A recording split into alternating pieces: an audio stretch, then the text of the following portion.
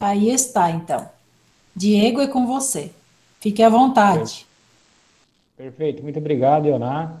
Obrigado a todos pela presença, né? Disponha. Vou compartilhar aqui.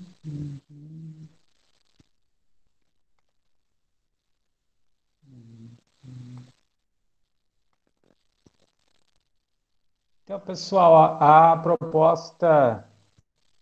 Deixa eu ver aqui, está compartilhando agora. A proposta hoje, sugestão pela Ionara, é a gente trazer um pouco o conceito do autocuidado apoiado, a partir do que o Eugênio Vilaça Mendes traz para nós, na questão do autocuidado apoiado às doenças crônicas não transmissíveis. Então, a gente tentou construir um pouquinho aqui, trazer um conceito disso, né? É uma discussão bem ampla, mas acho que para a gente iniciar um pouco, talvez uma aproximação é importante. Daí. Então, trazer um pouquinho do conceito do autocuidado apoiado. O autocuidado apoiado consiste em uma tecnologia, né, de cuidado que visa ampliar a habilidade e a confiança do sujeito em gerenciar suas condições de saúde, né?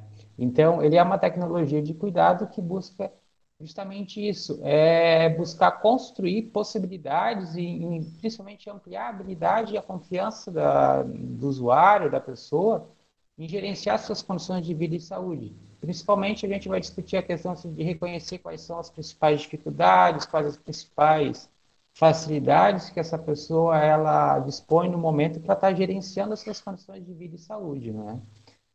O autocuidado apoiado, então, ele está alicerçado, basicamente, no papel central das pessoas usuárias no gerenciamento da sua própria saúde. Então, aqui, a gente vai ver mais para frente alguns exemplos, alguns gráficos que mostram que o principal responsável por gerenciar todo o cuidado em saúde, na maioria dos casos, é o próprio usuário, a própria pessoa. O profissional de saúde, ele vem aqui como um coadjuvante disso, ele vem para apontar, para ajudar o usuário a reconhecer quais são os fatores que vêm contribuindo para a fragilização do processo de saúde dele, quais são as ferramentas que ele pode estar desenvolvendo e principalmente as estratégias de autocuidado, né? No uso das estratégias de apoio para o autocuidado, que incluam a avaliação do estado de saúde, a fixação de metas a serem alcançadas, a elaboração dos planos de cuidado, é a partir da realidade de cada usuário. Então, aqui, nessas estratégias de apoio, é onde que acaba se inserindo, né, o profissional de saúde. Ele vai auxiliar o usuário para avaliar o estado de saúde, para ver o que pode estar causando problemas, por exemplo, assim, o não controle da hipertensão, a questão da obesidade, a questão do sedentarismo, né? Alguns hábitos de vida que podem estar desenvolvendo alguns processos de doença nesse usuário. O profissional de saúde ele vem como um apoio para identificar isso. Também fixar metas, né, a serem alcançadas, mas sempre essas metas são a partir da realidade do usuário, né? A elaboração dos planos de cuidado também, e isso é muito importante, por onde começar, o que que é factível, o que que está dentro do alcance da realidade do usuário. Então, o profissional ele vem para, ele assume um papel aqui como um catalisador, né? E ele tenta sempre desenvolver e incentivar o usuário a reconhecer isso, reconhecer o que pode ser um problema para a minha saúde, o que que eu posso fazer para resolver isso, o que que eu faço essa semana, o que que eu faço daqui a 15 dias, um mês, né? Então, o profissional de saúde, ele estimula com que o usuário seja realmente o protagonista de todo esse processo de saúde dele. Também ele, na seleção com o usuário, quais as tecnologias e soluções de problema e monitoramento, né?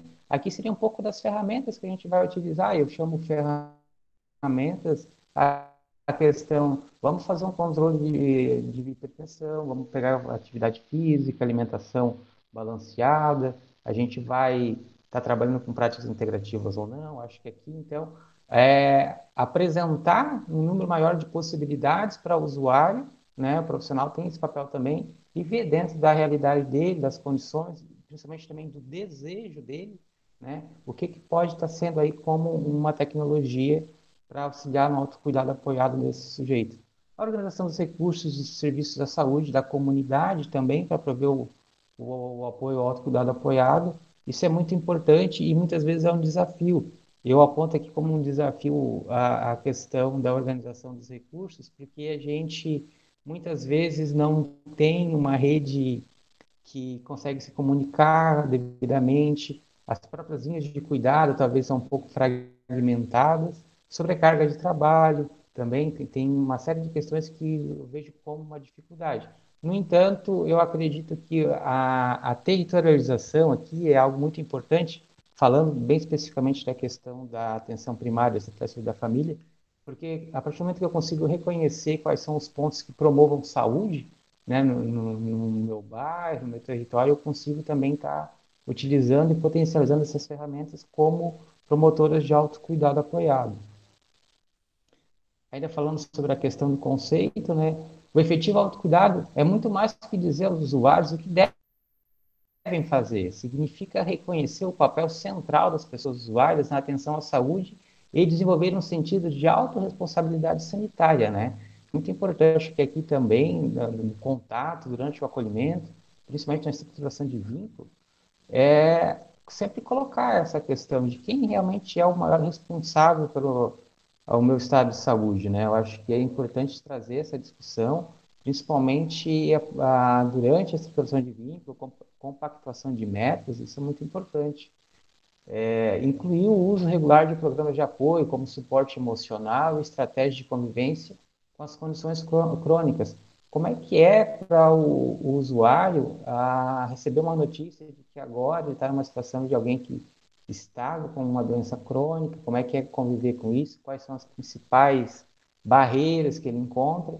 Sempre pensando isso, na realidade de cada usuário, né? Como que ele enfrenta tudo isso? Porque às vezes o que pode ser um grande problema para mim, o usuário pode estar trabalhando isso de uma forma mais tranquila, mas uma outra coisa pode pesar mais para ele, né? Como, por exemplo, a questão da obesidade. Às vezes a gente pode considerar a obesidade como um problema metabólico, estético, para o usuário pode ser a questão mesmo de mobilidade, né? Então, ver o que que aquilo pode estar causando um grande malefício para ele e tentar trabalhar em cima dessa realidade. O autocuidado não começa e não termina com uma aula. Assenta-se na utilização e no enfoque da cooperação entre a equipe de saúde e as pessoas usuárias para, conjuntamente, definir os problemas, estabelecer as prioridades, propor as metas, elaborar planos de cuidado e monitoramento dos resultados. Aqui é uma Sim. coisa muito importante, a questão de definir conjuntamente os problemas, estabelecer as prioridades e propor metas. Porque nessa questão, por exemplo, eu vou citar o controle glicêmico. Quando eu não consigo alcançar um controle glicêmico desejável, e eu compactei conjuntamente entre os profissionais da equipe e os usuários, eu consigo aí identificar melhor quais são os problemas, o que está impedindo ou dificultando que eu consiga alcançar essas metas, e também eu consiga talvez repactuar elas ou conseguir identificar e apontar quais as soluções aí para a gente superar quais são essas barreiras, né? Do que quando eu proponho a partir da lógica, existe talvez só na minha cabeça de que deve ser um problema, quais devem ser as metas, quais devem ser os planos, e aí eu não tenho isso compactuado a partir da realidade do usuário. Então, aí é uma coisa que não tem como, digamos assim, eu responsabilizar o usuário por uma coisa que ele não compactuou comigo, né? Daí, acho que, então, a principal aposta do autocuidado é a partir do que a gente pode fazer, com o que a gente pode fazer, mas que isso tem que partir do usuário, da realidade dele. Eu acho que a principal aposta é essa. Ô, E aí Diego, entra numa. Diego, Oi, a gente sim, pode, a gente pode interromper assim no meio ou tem que ser só no final? não, por gentileza, É. pode Não, ficar à é porque vontade. Já estou inscrita também, depois da Lili.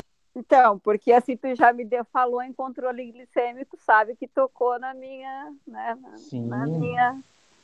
E assim, sabe que o que que eu tenho observado em relação ao autocuidado é que assim, ó, por exemplo, quando a gente não, eu vou dizer que assim, grande parte dos profissionais pensa no tratamento como somente o medicamento. a gente ainda não conseguiu fazer com que as pessoas entendam que educação, por exemplo, em diabetes, também é tratamento.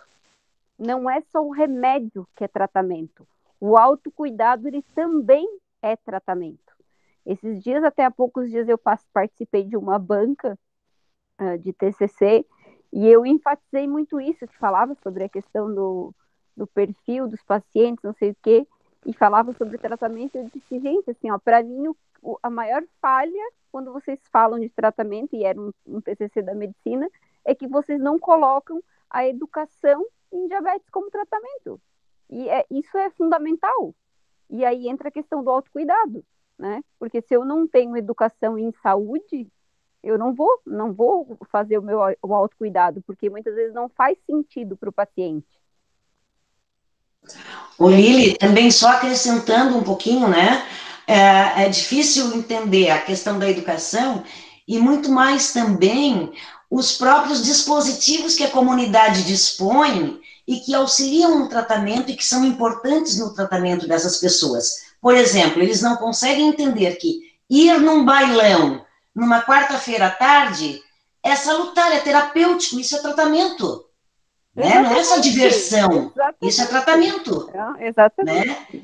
Então, assim, a dificuldade em compreender realmente que existem, além dos medicamentos, o medicamento é um dos. Sim, mas que o conjunto do tratamento vai muito além, né? E a gente ainda tem muito isso, de que o tratamento é o remédio, né? E não é, mais do que nunca, não é. Eu também gostaria de fazer uma intervenção, de contribuir. Eu acho que é legal se a gente começa a dialogar, né? E o Diego iniciou aí com os conceitos e já vai provocando, né? E a gente vai ficando com vontade de também de falar. Então, ali no chat, a Bruna está dizendo exatamente isso, professoras, quando vocês estavam falando, né? E a Juliana disse o que pode ser feito até chegar ao medicamento, né? Que também é tratamento. Acho que a Juliana está falando da educação em saúde, depois ela pode também abrir o microfone, mas eu gostaria de até discutir essa questão que ela colocou ali. Eu gostaria de falar, assim, sempre que a gente fala em autocuidado, eu também penso na questão da saúde persecutória, né, que é aquela questão que é muito forte no nosso dia a dia. O paciente, agora vocês falaram do paciente diabético, e a gente fala em autocuidado, a gente já pensa nas doenças crônicas, né, principalmente. Então, o paciente diabético, por exemplo, ele chega na unidade, você dá uma orientação para ele, uma aula, como o Diego falou ali, que autocuidado não é da aula, né? Aí você dá uma aula para ele vai embora, no outro dia ele volta, você vai lá fazer uma visita domiciliar, ele não melhorou, mas também não se ajuda. Às vezes não é isso que o profissional de saúde diz? Mas de que forma que nós estamos apoiando? Como que está a nossa visão em relação a isso? A nossa visão é uma visão ampliada dessa situação, a ponto de que ele chegue um momento a considerar a educação em saúde ou a orientação que nós estamos compartilhando com ele como também uma forma de tratamento, que é a questão que a Lili traz, que é muito importante. Então, até que ponto a gente fica cobrando e achando que a gente está estimulando o autocuidado porque nós já passamos a informação para ele. Passar a informação é muito diferente de sensibilizar um paciente para tal. E é muito diferente também, como a Ana diz, além de sensibilizar, de reconhecer os pontos de apoio que ele tem. Na própria casa dele, no serviço de saúde, na família dele, na comunidade como um todo, naquele bailão que ele vai à tarde, na quarta-feira, enfim, em todos os espaços que ele vive. Então, essa reflexão do autocuidado apoiado, ela faz muito a gente pensar na nossa atuação, né? Eu acho que nós precisamos primeiro pensar na nossa atuação, porque a nossa atuação vai refletir no autocuidado do paciente. Isso é muito importante, que às vezes a gente fica esperando que, a partir de uma informação, nosso paciente já faça tudo aquilo que nós entendemos que é o melhor para a vida dele. E não é assim que funciona. né? Então, é uma reflexão muito importante, porque todos vocês, não tem um de vocês, independente do lugar onde vocês estão, atenção básica, seja no CAPES, onde vocês estiverem, não tem um de vocês que não está lidando com a necessidade do autocuidado apoiado. Então, é bom refletir. Quais são as oportunidades de fortalecer o autocuidado apoiado que eu tenho no meu dia a dia? Lá da unidade básica, lá no CAPES, né, aqui na Clínica Escola de Enfermagem, aonde vocês estiverem. Quais são as oportunidades que vocês têm de fortalecer esse autocuidado apoiado? A Juliana, se quiser abrir o microfone, eu não entendi, Ju, tu colocou o que se pode ser feito até chegar ao medicamento? É uma pergunta ou é uma afirmação? Uma afirmação, Tá. o tratamento, né? Às vezes a gente, na verdade, às vezes até nós, né? Cometemos a gafe de achar que medicamento é o tratamento. De repente, o autocuidado, ele ajuda até antes de chegar ao medicamento, né? Sim, sim. Na própria unidade.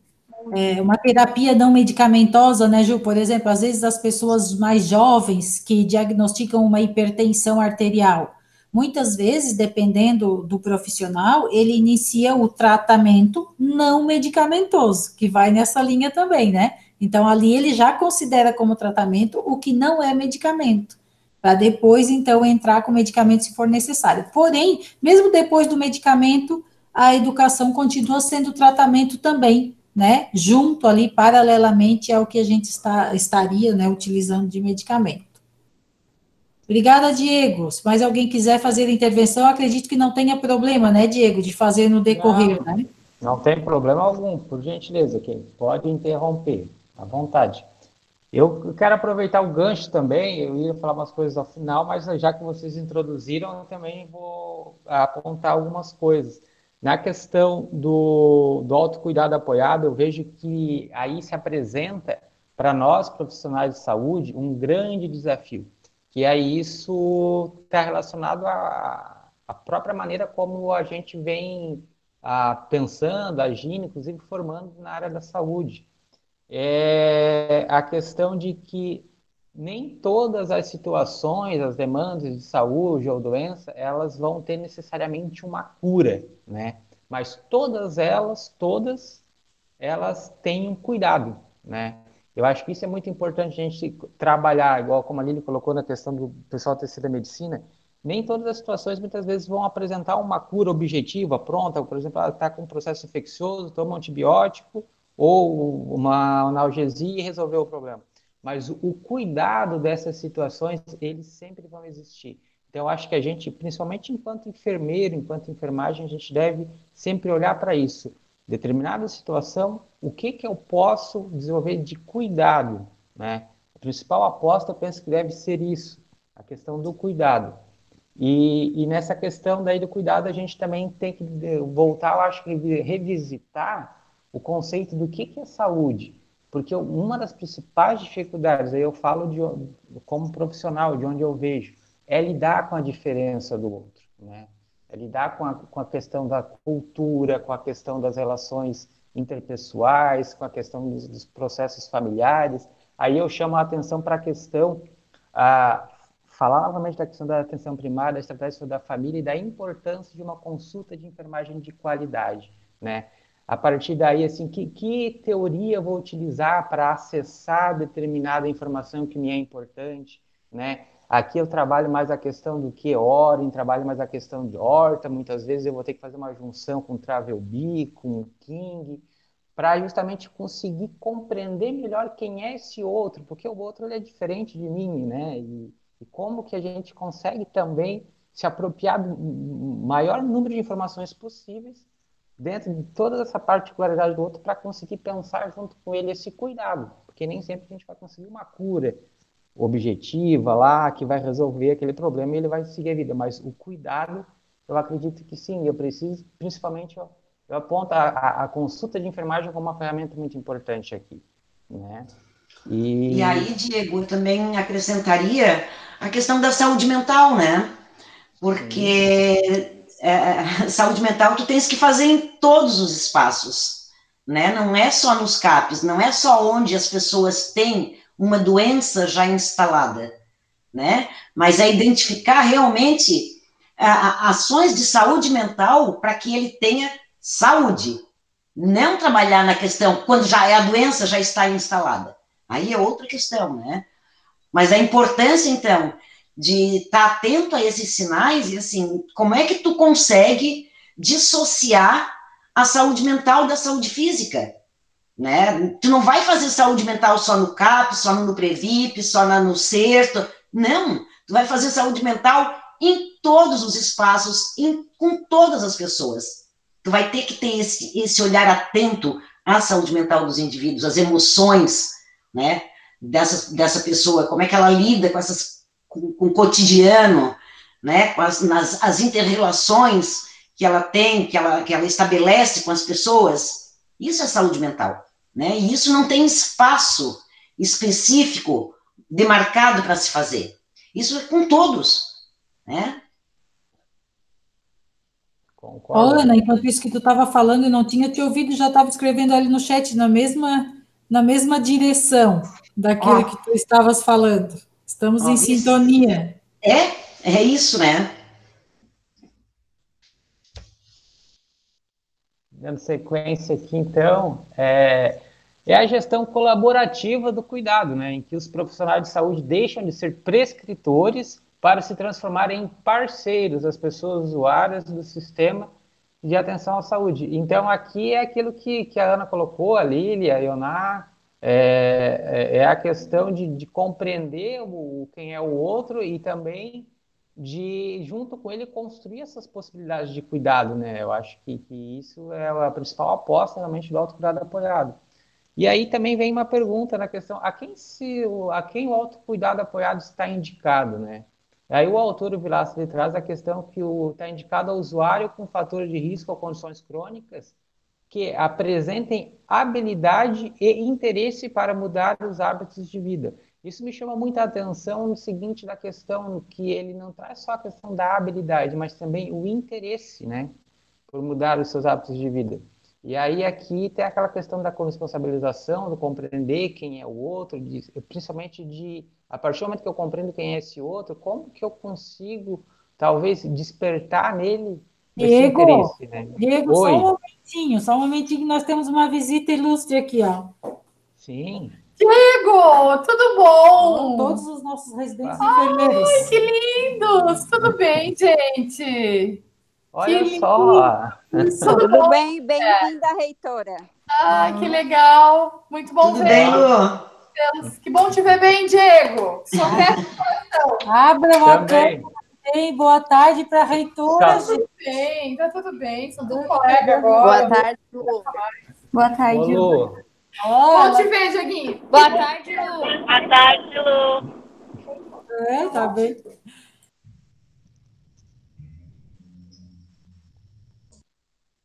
Olhar para a Lu, eu lembro de uma coisa que eu sinto falta na pandemia, que é de abraço. Sempre Ai, que eu de vejo a Lu, a abraço. gente se apresenta com Olha um para ti, abraço. de abraço. Diego, fica à vontade, pode continuar. Tá, vou voltar aqui.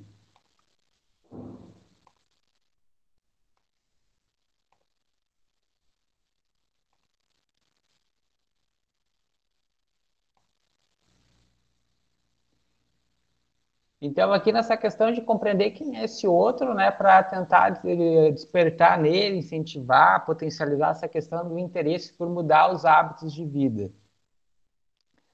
A inter-relação entre o autocuidado apoiado e o cuidado profissional, né?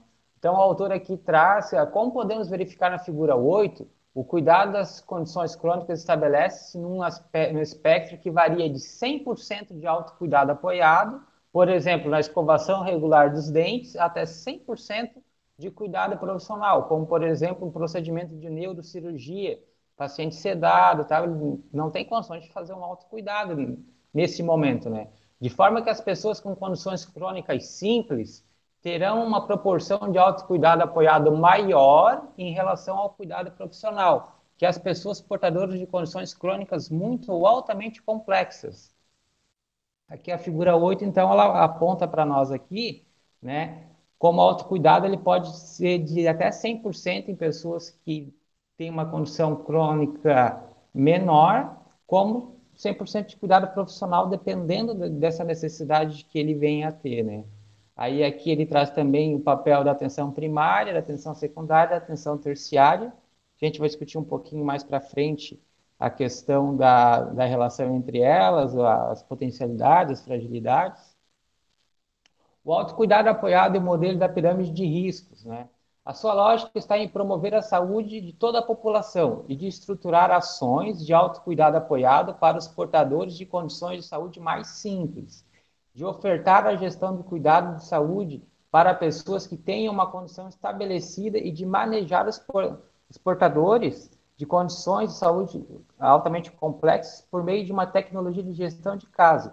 Então, aqui ele propõe que a gente faça uma estruturação de risco, uma estratificação de risco, aliás, para a gente conseguir mapear a questão do autocuidado, quem tem, tem uma condição maior de gerir o seu autocuidado, quem vai ter uma dependência e quem não vai ter condições de gerir o seu próprio autocuidado, né? Ele estabelece, então, um modelo de pirâmide de risco, que no nível 3, que é quem está, o nível 1, aliás, o autocuidado apoiado, 70%, 80% das pessoas com condições simples, né?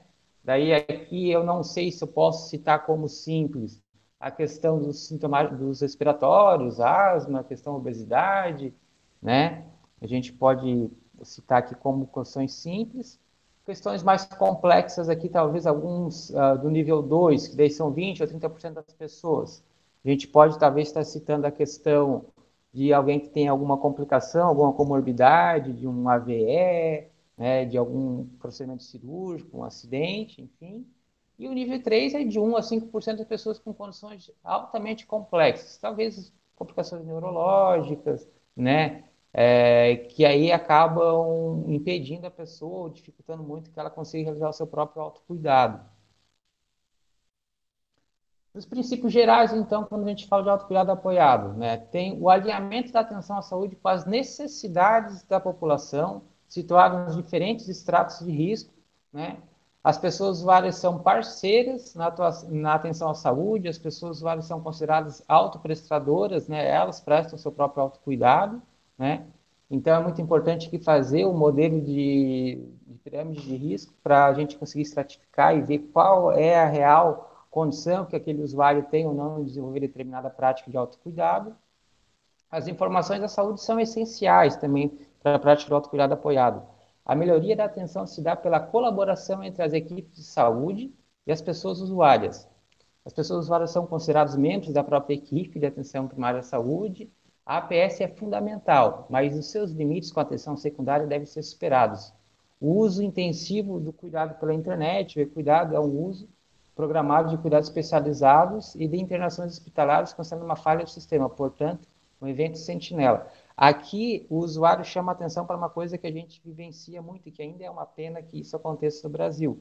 Nós, no nosso país, nós temos um sistema nacional de veículos furtados. Se roubar um carro lá no Amazonas, a polícia aqui fica sabendo que esse carro foi roubado, mas a gente não conseguiu integrar ainda um sistema com informações de saúde, né, que consiga dar conta disso. A gente tem uma série de fragilidades nesse aspecto. E aí, pensando na questão do modelo de pirâmide de risco, como que o profissional lá especializado na atenção secundária, ele está trabalhando a questão do autocuidado a partir do que a gente vem trabalhando na atenção primária, como que a atenção terciária também, a partir de que ações que eles vêm desenvolvendo, em que momento que esses níveis eles se comunicam, né? Então, isso é um grande desafio que precisa ser superado, porque aí aqui a gente acaba fragmentando o cuidado, né? E aí dificultando, muitas vezes, ações com caráter mais integral voltada para a saúde. Nas estratégias-chave, então, para desenvolver o autocuidado apoiado, a educação em saúde, em todos os níveis de atenção. Então, aqui, como falei na questão secundária, terciária, também como que isso vem sendo feito.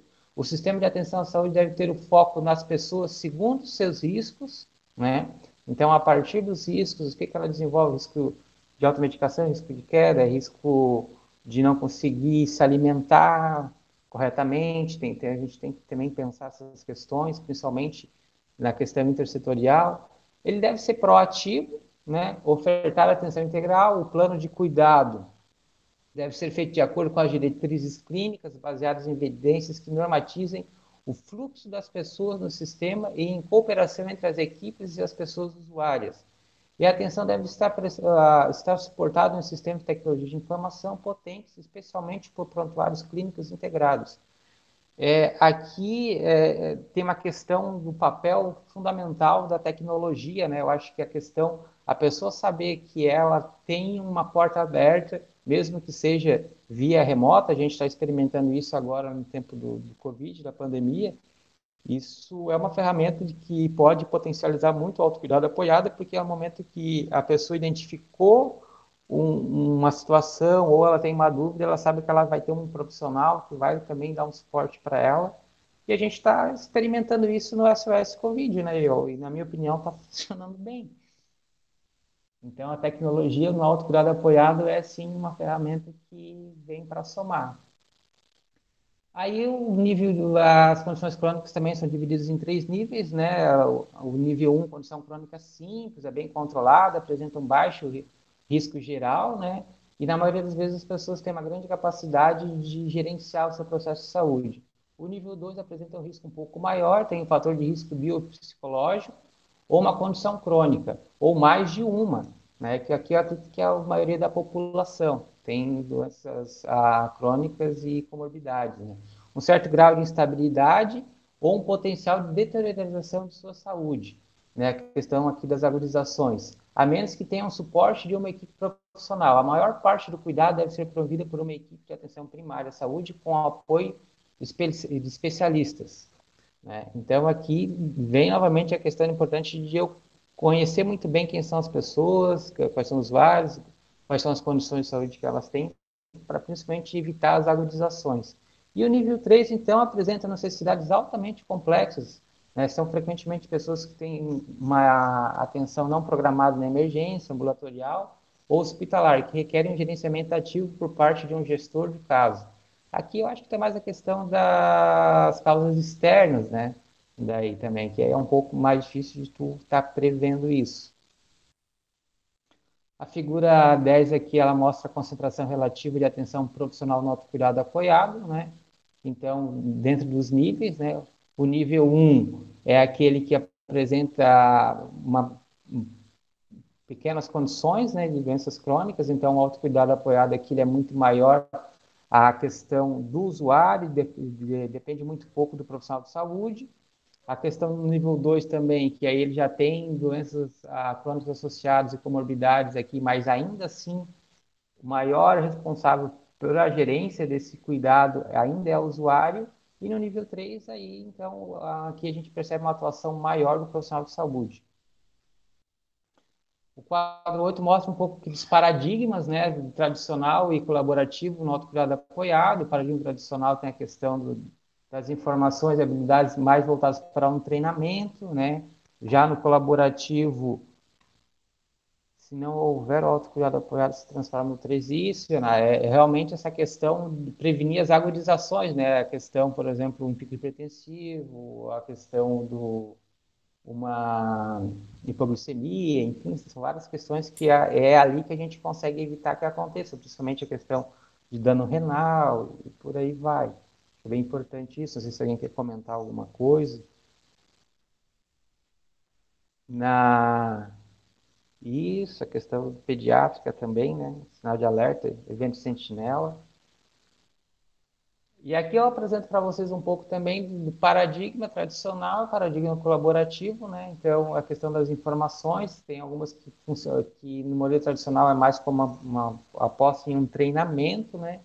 No modelo colaborativo, as informações são dadas com base nas agendas das pessoas usuárias, então aqui também o usuário é quem assume o protagonismo. No modelo colaborativo, o paradigma tradicional, uma crença de que o conhecimento é suficiente.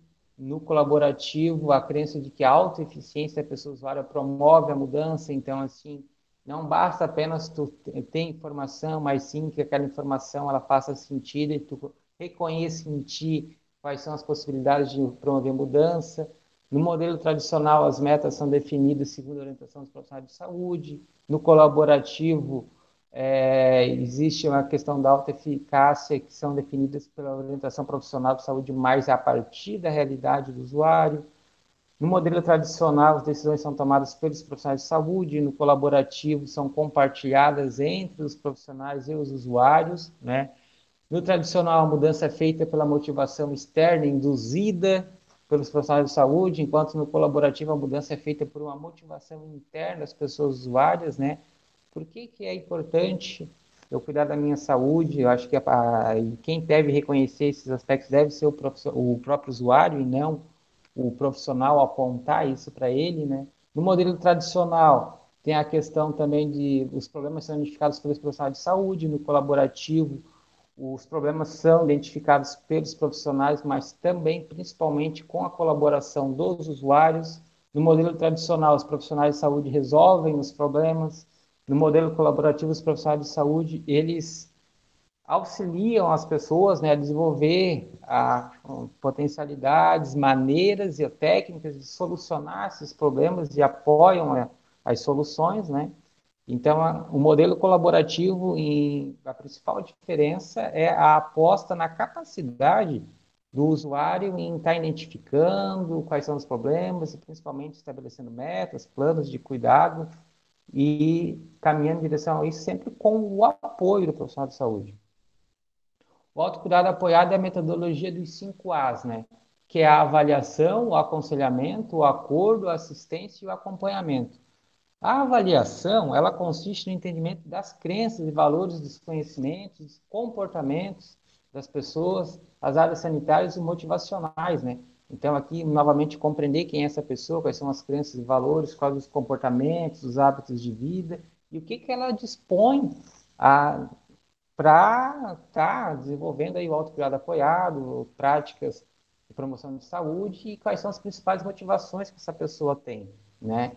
A questão da área sanitária que é de se entender o problema de saúde, qual a condição crônica que ela tem, qual é a severidade dessa condição e qual a capacidade que ela tem de se autocuidar. E o que ela sabe sobre as condições de saúde também é muito importante, né? O componente emocional envolve a compreensão do desejo de mudar os comportamentos de saúde e a identificação de barreiras. Aqui é o que a gente comentou bastante, né? Que o primeiro passo para a questão do autocuidado apoiado é o desejo de mudar, também assim, identificar quais são as principais barreiras, a partir do momento que eu identifico quais são os problemas, identificar quais as principais barreiras para superar esses problemas. O aconselhamento, então, ele consiste no compartilhamento de informações específicas sobre os riscos e os benefícios das mudanças por meio da educação em saúde. E o treinamento de habilidades. O aconselhamento está conectado com um componente de importância que a pessoa dá à mudança comportamental, né? Por exemplo, digamos aqui, usar um exemplo, o abuso do tabaco, né? O usuário fuma, mas qual é a relação que ele tem com o cigarro? Por que ele começou a fumar? Em que momentos que ele fuma mais? Se ele sabe que o cigarro vai trazer algum malefício para ele ou não? Qual é a motivação que ele tem para largar o cigarro e assumir uma outra proposta, né, de tratamento? Então, porque muitas vezes... E aí, quando fala uma outra proposta de tratamento, considerando aqui o seguinte, que muitas vezes o cigarro pode ser também um tratamento. A gente sabe de todos os problemas que ele traz, né? Mas por que eu fumo? Quando que eu fumo, né? Por que eu comecei a fumar? Então, acho que aqui também é muito importante essas crenças, os valores, os hábitos de vida, a gente compreender um pouco disso também. E no aconselhamento é importante treinar as habilidades de auto-monitoramento, né? De a pessoa se conhecer também o que é o meu normal, né? O que está em alteração e a capacidade de se autorregular, né? Aqui na questão, por exemplo, eu vou colocar de novo a questão do diabético, né? Tipo, quando que eu posso comer uma fatia de bolo? Ou eu comi uma fruta de manhã, quando é que eu posso comer novamente uma fruta? A fruta tem açúcar? Como é que eu faço essa autorregulação do meu cuidado em saúde, né? O acordo, então, ainda dentro da proposta dos 5 As, ele consiste na elaboração conjunta de um plano de autocuidado, baseado nas prioridades, convicções e confiança para mudar as pessoas. De nada adianta as estratégias tradicionais de dizer que as pessoas elas devem parar de fumar, ou deve andar 30 minutos por dia, há que se mudar isso por meio de uma relação colaborativa entre os profissionais de saúde e as pessoas, é a partir das motivações internas. Então, aqui é novamente aquilo, identificar, né, quais são os problemas, quais são as barreiras e, principalmente, tentar construir com o usuário essa motivação interna, identificar qual motivo que poderia estar motivando ele internamente para mudar, né, esses hábitos de vida. Aí, na questão das metas também, ainda no apoio, nos planos de cuidado, tem a questão das metas, são medidas em termos de resultados clínicos, como perder 5 quilos. Diferentemente, o plano de ação se faz sobre o comportamento concreto. Então, a pessoa ela está com um problema de obesidade. Os fatores de obesidade, a gente vai estabelecer com ela uma meta e ela vai dizer que a meta dela é perder 5 quilos em 5 meses. Ok, e aí a gente tem que compactar ela qual o plano de ação para a gente perder 5 quilos em 5 meses. O plano vai ser uma dieta saudável, atividade física, as práticas integrativas, deixar de fumar, né? Então, tem todas essas ferramentas aí que a gente precisa estar utilizando. Diego, deixa eu te interromper novamente. Sim. E além de Claro. tudo isso, a gente também compreender o que está levando essa pessoa a comer demais, né? Porque muitas vezes, por trás de uma obesidade, na grande maioria das vezes, né, tem uma ansiedade, tem um problema familiar, tem, né, onde o escape, né, que a pessoa tem é a comida, é o cigarro. Então, assim, muitas vezes a gente tem que, né, além daquilo que a gente está vendo e de que a pessoa está nos falando, né, tentar entender sempre o contexto em que essa pessoa está inserida para ver o que está levando ela a todo esse processo. Avaliar a saúde mental dela, né, Lili? Sim, exatamente, porque assim, a grande parte das pessoas, ou que tem obesidade, ou que tem, ou que fuma, ou, né, e várias outras coisas, Sim. geralmente tem um problema de fundo emocional. Emocional, exatamente. E aí a gente quer tratar o parar de fumar. Exatamente. Mas enquanto eu não identificar... Quer fazer a pessoa emagrecer. Exatamente. E assim, gente, eu posso dar como exemplo o meu filho. O meu filho, ele estava com obesidade de grau 1.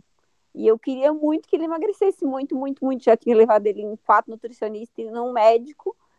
E não teve jeito. Até que chegou uma hora que ele teve um clique e teve uma profissional que conseguiu identificar o que precisava fazer com ele para ele mudar. Em 37 dias, ele perdeu 14 quilos. Nossa. Né? Mas por quê? Teve Porque uma motivação interna, né? Ele teve uma profissional que identificou o que estava fazendo ele ter aquela ansiedade. Conseguiu sensibilizar, né, para o insight. Exatamente, conseguiu despertar nele, opa, mas se eu continuar assim, vai acontecer isso e aquilo, né? E até que ele tomou consciência e eu não precisei fazer absolutamente nada a não ser comprar as coisas do plano alimentar. Isso é muito interessante, porque esse exemplo que a Lili coloca é exatamente, mostra o protagonismo do indivíduo, do sujeito, da pessoa, do paciente, de como a gente quiser chamar, mas tem que ter o protagonismo dele. Então, na hora que ele despertou, na hora que ele mobilizou para a mudança, aí então a mudança vai acontecer. Agora, aí o profissional tem que ter a sensibilidade de conseguir. Muitas vezes, isso acontece quando nós nos dispomos a ouvir. Sem ouvir, dificilmente a gente consegue ter essa sensibilidade. Então, nem sempre que a gente se dispõe a ouvir, a gente consegue fazer isso, porque provavelmente os outros profissionais já tinham ouvido também. Agora, sem ouvir, dificilmente a gente consegue. Exatamente. E assim, tem uma frase da Coralina que eu gosto muito, que sempre fala que as pessoas, elas se preocupam muito em formar-se em oratória, mas em escutatória não, né? E às vezes a gente, enquanto profissional, a gente peca nisso, né? Porque às vezes a pessoa precisa, o que ela precisa naquele momento é falar. É que a gente foi formada para dar respostas, né? E as respostas estão na pessoa. Ana, e às tem vezes curso de extensão de oratória, Ana. Vamos lançar um de Sim, escutatória. vamos lançar, estamos Então, dentro. quem sabe esse não seja o caminho, né? É, Porque exatamente. muitas vezes o que as pessoas precisam é ser ouvidas, é só isso. Exato. Porque hoje a gente... Mas, ô Lili, quando as pessoas nos procuram com algum sofrimento, qual é a primeira atitude que um enfermeiro faz? Encaminha para o psicólogo. Ah, ele precisa de um psicólogo. Uhum. Ele precisa de um psiquiatra. Eu tenho uma colega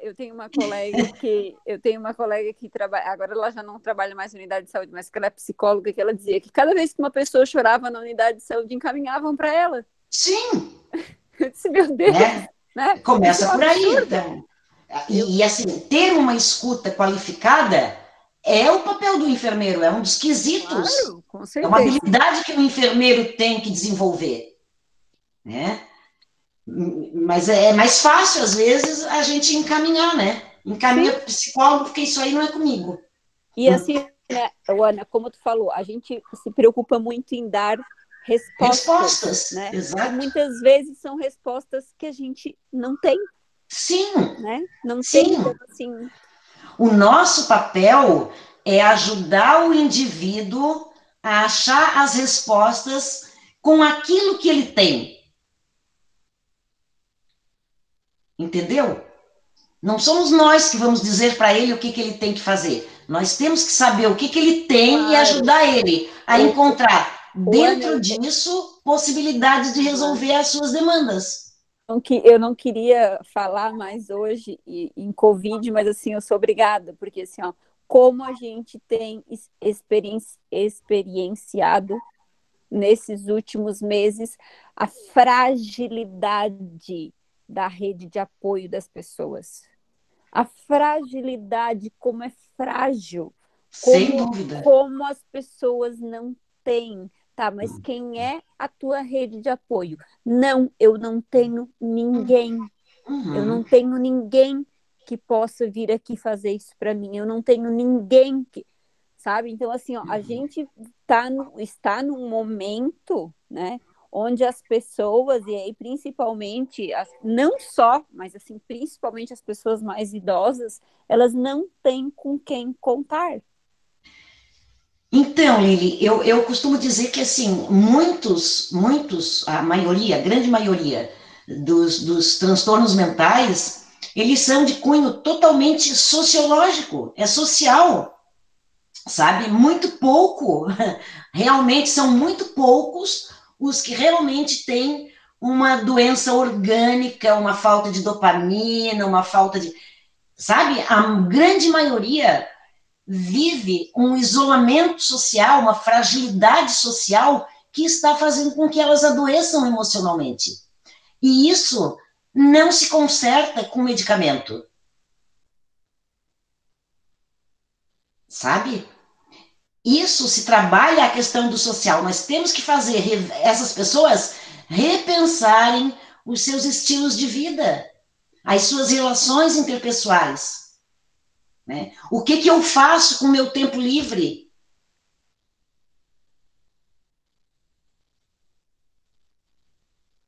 Precisamos urgentemente repensar essas questões. A própria questão do suicídio, que hoje os psiquiatras levam estritamente para o lado biológico, não é.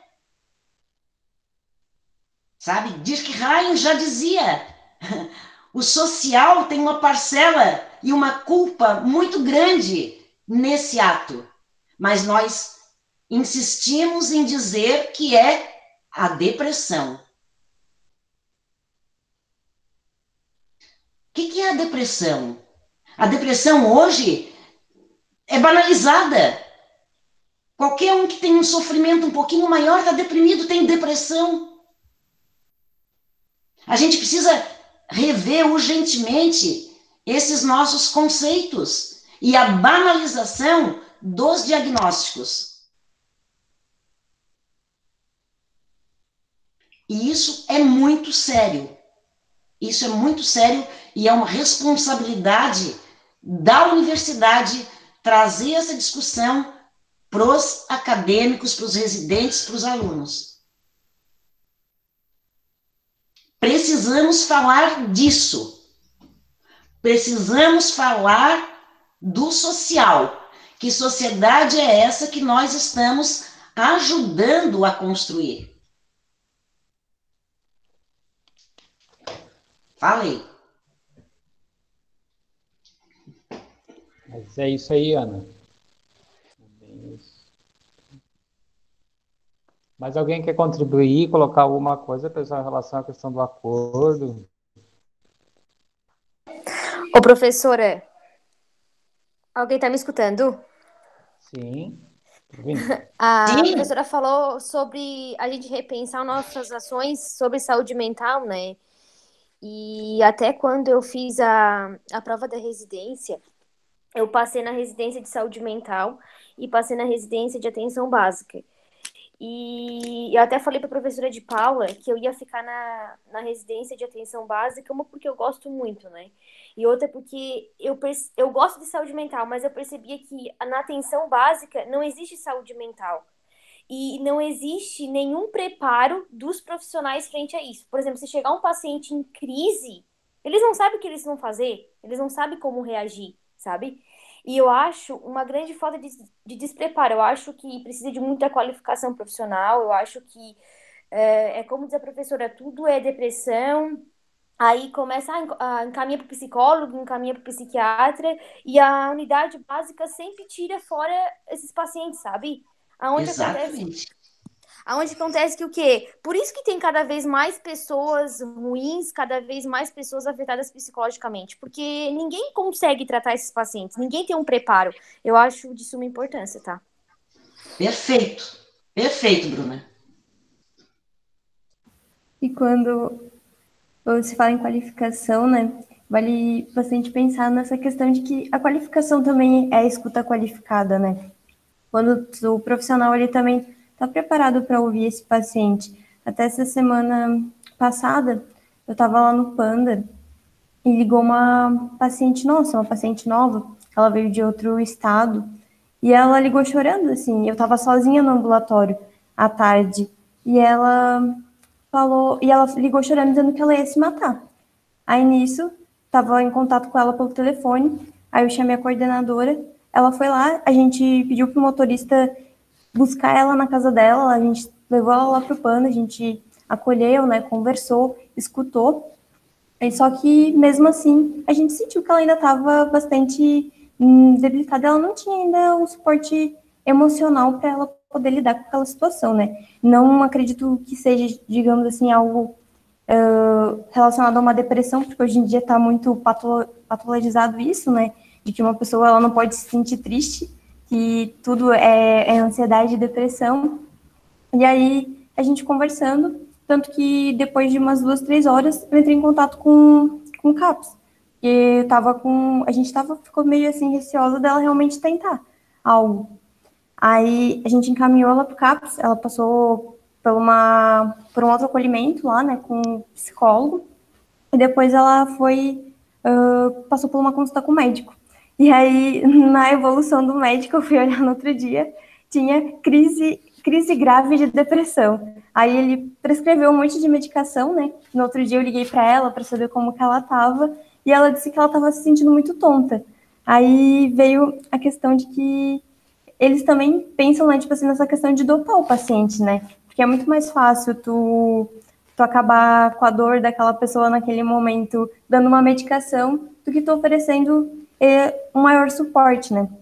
Aí depois disso ela me disse que ela ia participar de o CAPS, né, tinha feito um projeto terapêutico que ela ia estar participando algumas vezes na semana. Mas o quadro dela veio se agravar exatamente pela questão do isolamento, né? Para ela ser de outro município, ela tá se sentindo sozinha, só ela, também, e um filho novo, e sem contar, tipo, de todas as questões, assim, de violência que ela sofreu durante toda a vida, né? Então, tinha vários reflexos, assim, na vida dessa pessoa. Então, a gente não pode só olhar o momento aqui e agora, né? O que está acontecendo. Então, tipo, tem toda uma história para você poder chegar a uma avaliação, tipo, a um tratamento. E também se seguir esse acompanhamento, né? Dar esse suporte. Isso é rede, né, Andresa? Agora, a rede tem que se conversar e é uma pena que, assim, chega lá no médico, acaba no medicamento, e daí a pessoa vai embora, acha que aquele medicamento vai ser milagroso, que tudo vai ser resolvido, e aí acaba, né? Acaba por cortar esse elo, né, esse vínculo. Então, realmente é muito triste. A gente tem que repensar muito antes de fazer qualquer encaminhamento.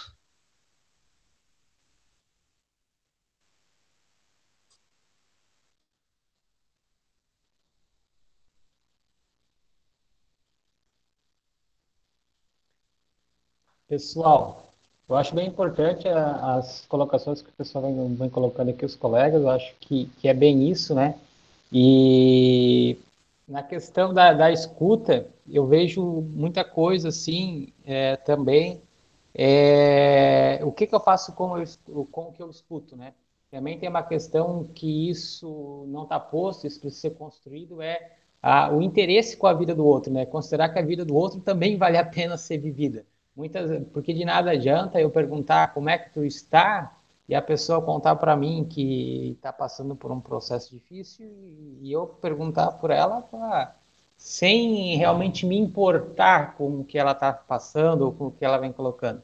Então, eu acho que se responsabilizar também, se interessar realmente pelo outro, eu acho que é uma coisa que é fundamental, né? E principalmente apostar que a vida do outro vale a pena ser vivida. Eu acho que isso é muito importante. Continuando falando aqui dos 5 As e do acordo, né? Os objetivos do plano de autocuidado são identificar as mudanças que devem ser realizadas, né? E no Oi?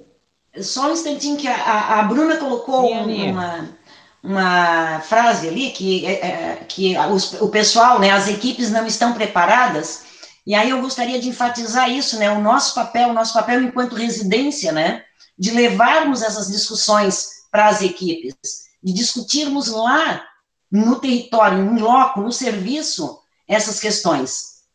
Eu acho que esse é o grande papel também da residência. Educação permanente, né? Concordo.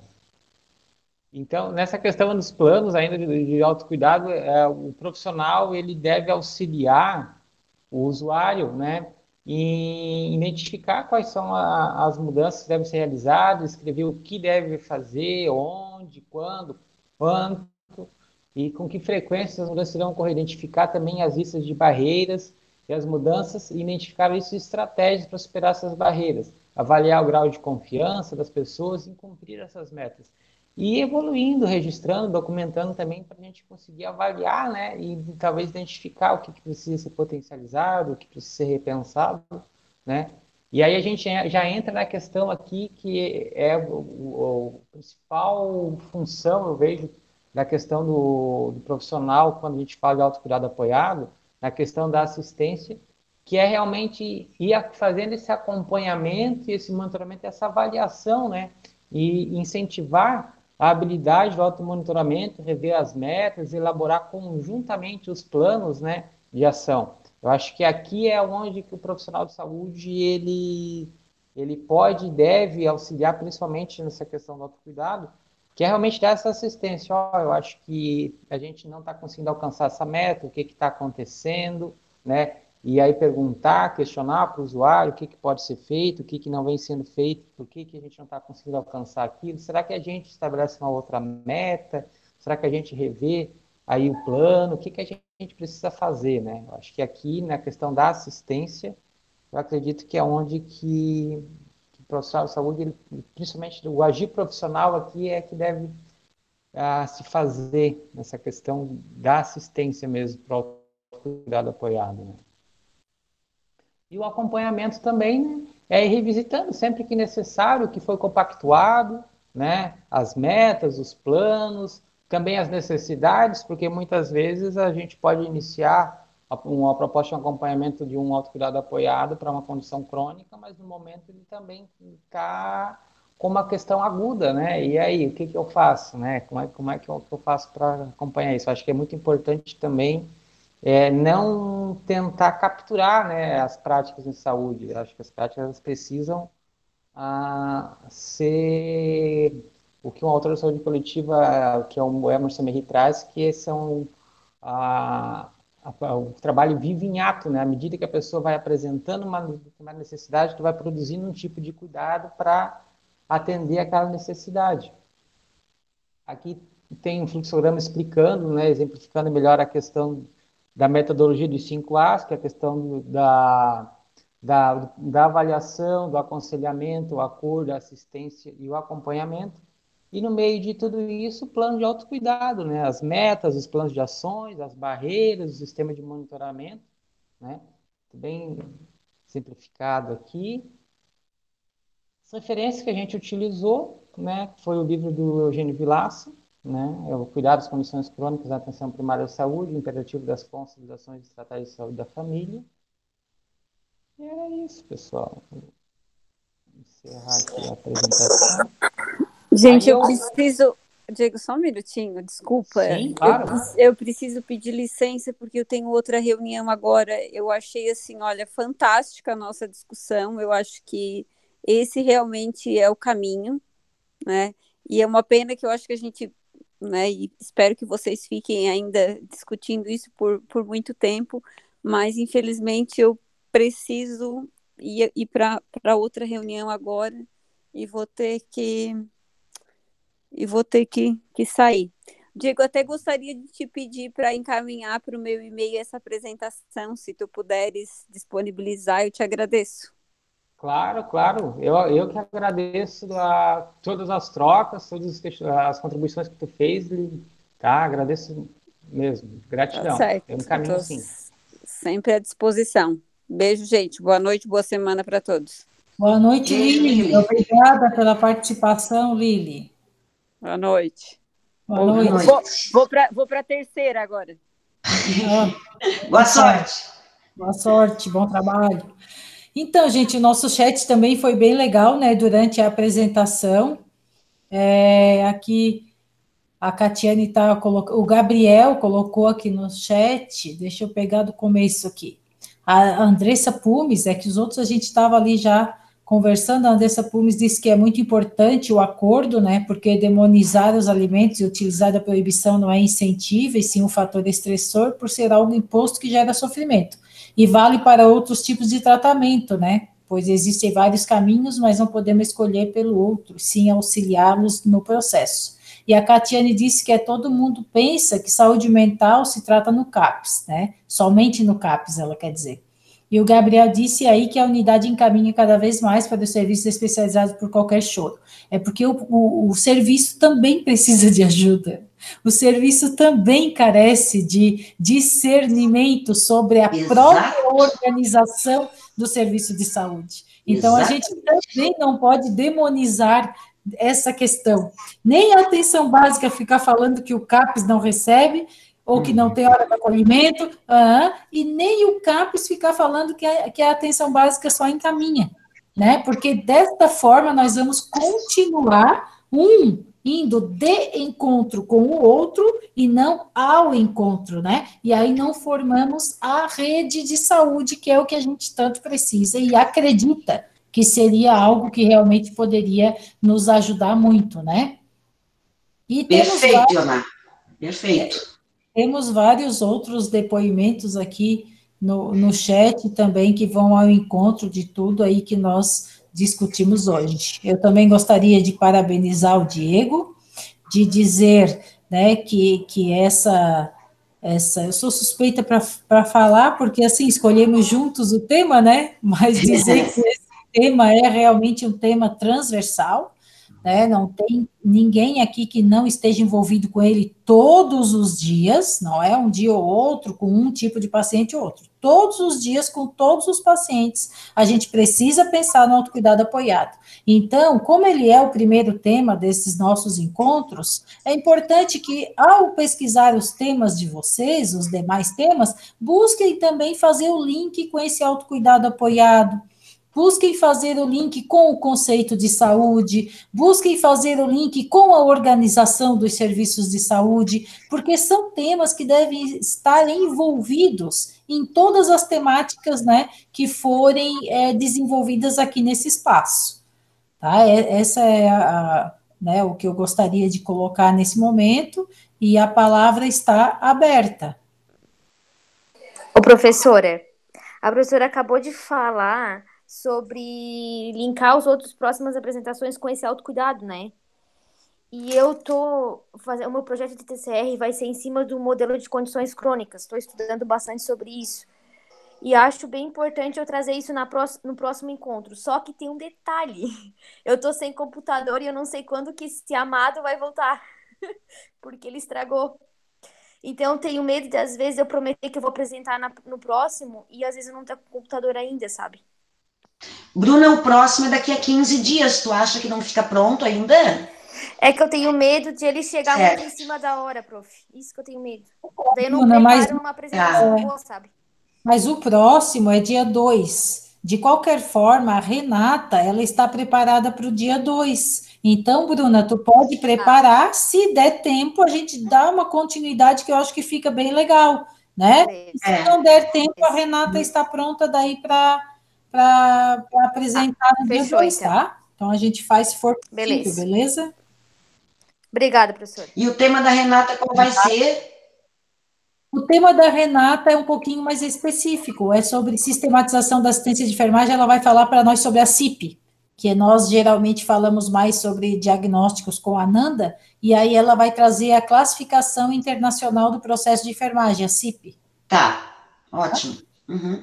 Até eu tinha colocado o meu nome para depois da Renata, que daí eu ia falar sobre também um serviço especializado, né? Mas no caso do diagnóstico de HIV e os reflexos na saúde mental do paciente, que também é o meu projeto de pesquisa, né, de TCR, e que eu acho que também é bem interessante, porque eu vejo que surgem ainda bastante dúvidas, assim, em relação a esses serviços, né, e assim como o CAPS também faz parte da rede, né, e a rede num todo, a gente precisa de apoio, né, a questão não é culpabilizar ninguém ou corresponsabilizar, aliás, responsabilizar, né, todos nós somos responsáveis, então todo mundo pode agregar nesse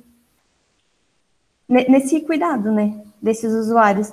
E aí eu vou trazer esse tema, daí eu não sei se também fechar com a gente aguarda, é bem tranquilo, pode manter o cronograma que vocês fizeram, só tem essa proposta da Bruna, que eu acho que é interessante, porque dá uma continuidade no tema. Se for possível, de repente a Bruna entra, e aí a Renata fica para o próximo, e a Andressa fica para o próximo, só adianta uma. E se não for possível, por causa do computador dela, aí continua normal, a Renata, depois a Andressa, pode ser, eu não vejo nenhum problema, assim, em ordem de apresentação, né? Tudo certo, Andressa? Então tá, que bom. Então tá, gente, a palavra está aberta, mas alguém gostaria de falar? Eu gostaria de parabenizar a participação de vocês. A Cris chegou, isso aí. Ela já deu uma passada por aqui, mas como esse computador aqui não tem como sair o áudio, aí ela foi... Cheguei nos finalmente, mas cheguei para dar tchau. Não, desculpa, acabou indo outra reunião aí que chocou, mas eu dei uma espiadinha aí no computador da Ioná, só não deu para eu ficar mais aí, porque também não consegui ouvi-los. Tá, só antes de acabar, a gente discutiu que talvez a Cris apresentasse a escala. Isso, né, Cris? Apresentar para eles a escala, como é que ficou? Do PANG então, do SOS? Como a Ioná colocou ali no grupo, eu não estou no celular agora, eu não consigo colocar aqui, mas eu coloco ali no grupo, tá?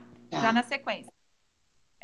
Como a Ioná colocou ali no grupo, a gente tem a escala do PANG, do SOS, e aí a gente entendeu, as tutoras conversaram e a gente entendeu que é melhor ter uma escala fixa. Então, a gente montou uma escala, vai ter sempre um residente na clínica claro, durante o dia alocado para o PANG, à noite para o SOS, mas em todos os períodos, manhã, tarde e noite, de segunda a sexta, tem um residente responsável por aquele turno. Aí a gente, entre as tutoras, a gente montou essa escala, e aí é uma escala fixa, e a ideia é que se haja necessidade de troca, a troca tem que ser acertada entre vocês. O horário que está lá com o nome, pegar o nome da Andressa que está aí é o primeiro residente que eu vejo aqui na minha lista. Vamos supor que seja, sei lá, segunda de manhã, Andressa. A segunda de manhã é a responsabilidade da Andressa. Se ela precisar trocar, mudar, é ela que vai ter que trocar. Isso funciona em diversas residências, mais ou menos nesse formato, tá? Então, eu vou compartilhar aí com vocês.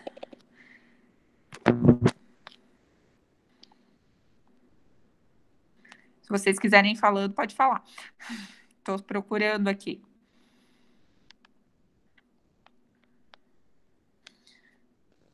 Pessoal, eu quero agradecer a todos pela discussão, pela troca, eu acho que muito bacana.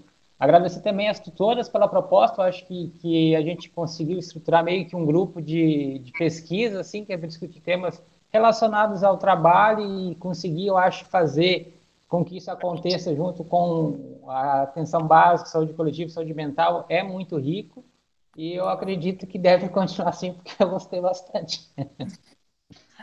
Eu também, eu acho que gostei muito e eu acho que estava precisando realmente dessa interlocução entre as 3 residências, né?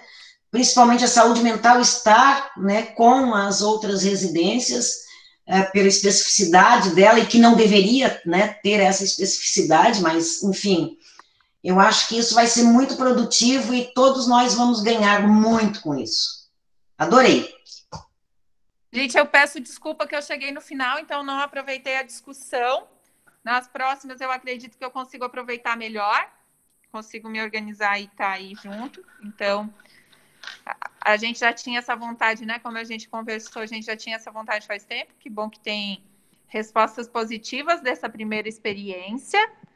E vamos construindo. Acho que é construindo dia a dia. E, como eu sempre falo lá na aula de metodologia, a saúde mental está junto com a saúde coletiva, é saúde coletiva também.